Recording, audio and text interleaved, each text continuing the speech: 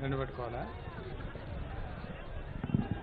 మనందరినీ ఉత్తేజపరిచి మిత్రులు ఎందుకు స్లోగన్స్ ఇస్తున్నారో నాకు అర్థమైంది. అయినా నేను కూడా మీ నుంచే వచ్చినా. నేను ఎక్కడున్నా మరోలేము, అక్కడున్నా ఇక్కడున్నా. నాకెందుకు మీరు స్లోగన్స్ ఇస్తున్నారో అర్థమైంది. అవసరమైతే అక్కడ కూడా మన నిరసన వ్యక్తం చేస్తాం. మిత్రులారా, నిజంగా సుప్రీంకోర్టు ఇచ్చినటువంటి వెలువరిచిన వర్డిక్ట్ కాగితం నేను జడ్జిమెంటు ఎందుకు అననంటే సుప్రీంకోర్టు ఆ వర్డిక్ట్లో పాల్గొన్న 7 జడ్జిలే చెప్పిర్రు. ఏం చెప్పినంటే ఇది మా యొక్క సలహానే, మా యొక్క సుప్రీంకోర్టు జడ్జిమెంటు ఇచ్చిందని అనుకునే వర్డిక్టులో వాళ్ళు ఏం చెప్పినా ఇది మా సలహానే, మీరు పాటించండి, పాటించకపోండి. సుప్రీంకోర్టు తీర్పు ఇది శాసనబద్ధమైతే, రాజ్యాంగబద్ధమైతే తెలుగు రాష్ట్రాల, ఉత్తర భారతమా, కేంద్ర ప్రభుత్వమా తప్పకుండా అమలు చేయాలి.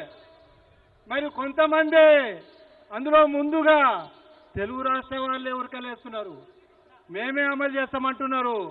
ఇది రాజ్యాంగబద్ధమేనా? రాజ్యాంగబద్ధం కాదు. ఈ రాజ్యాంగాన్ని అందించినటువంటి మహానుభావుడు, విశ్వవిజేత, భారత భాగ్య విధాత, మన అందరి భవిష్యత్తును తీర్చిదిద్దినటువంటి మహానుభావుడు అంబేద్కర్ రచించిన రాజ్యాంగానికి తీర్పు చెప్పే ధైర్యం ఎవరికి లేదు. అందుకే వాళ్ళు ఏమన్నారంటే మేము సలహా ఇస్తున్నాం, మీరు పాటించండి, పాటించకపోండి. మాజీ మంత్రి, ఢిల్లీ ఆప్ పార్టీలో మాజీ మంత్రిగా పనిచేసిన ఢిల్లీ నుంచి రాజేంద్ర పౌల్ గౌతమ్ గారిని వేదికపైకి ఆహ్వానిస్తా ఉన్నాం. అయితే సుప్రీంకోర్టులో కూర్చున్నటువంటి ఆ తీర్పును చదివినటువంటి 7 జడ్జిలు ఏమన్నారు? ఇది మీ విజ్ఞతకే విడిచిపెడతాం, మేము మీకు సలహా ఇస్తున్నాము. ఈ సందర్భంగా రాజ్యాంగబద్ధంగా ఉన్నటువంటి కేంద్ర ప్రభుత్వం బాధ్యత ఉంది. రాజ్యాంగబద్ధంగా ఎన్నికైన అనేక రాష్ట్ర ప్రభుత్వాది నేతల స్పందన, మీ అభిప్రాయం రాజ్యాంగానికి అనుకూలంగా ఉంటుందా, మరి వ్యతిరేకంగా ఉంటుందా ఆలోచించాల్సిన అవసరం ఉంది. మిత్రులారా, సుప్రీంకోర్టు చెప్పినటువంటి ఈ తీర్పు ఇది రాజ్యాంగ విరుద్ధమైంది.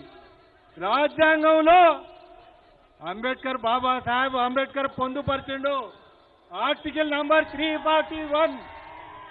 ఆర్టికల్ నంబర్ 341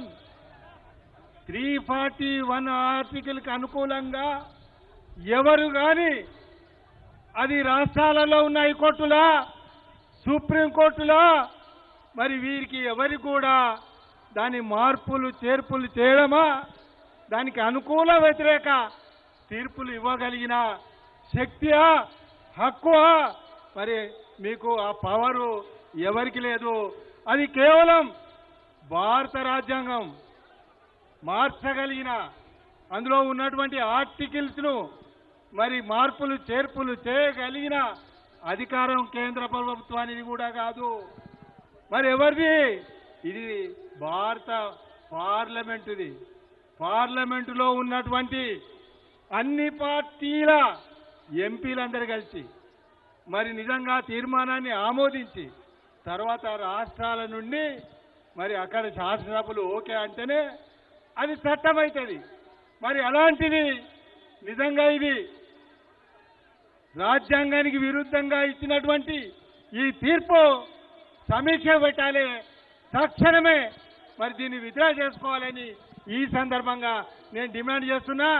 మరి రిజర్వేషన్లకు ప్రధానమైనటువంటి రిజర్వేషన్లకు బేస్, దాని యొక్క బేస్ ఏంటిదయా? మరి రిజర్వేషన్లు ఎందుకు కల్పించారు? మరి ఇది నిజంగా భారతదేశంలో ఉన్నటువంటి కుల వ్యవస్థ, అంటరానితనము, వివక్ష, పేదరికం, దరిద్రం, నిరక్షరాస్యత ఇవన్నీ కూడా రూపుమాపగలిగిన రాజ్యాంగాన్ని ఈనాడు అంబేద్కర్ ప్రసాదిస్తే 70 సంవత్సరాలలో ఇది ప్రభావితమైంది. ఈ దేశ ప్రజలనే ప్రభావితం చేయలే, ప్రపంచవ్యాప్తంగా ఉన్నటువంటి అనేక దేశాలు కొనియాడుతున్నవి. మీ దేశంలో ఉన్న రాజ్యాంగం పటిష్టంగా ఉంది, మా రాజ్యాంగాలన్నీ కూలిపోయినాయి. మరి మీ రాజ్యాంగాన్ని మేము అలవర్చుకుంటాం.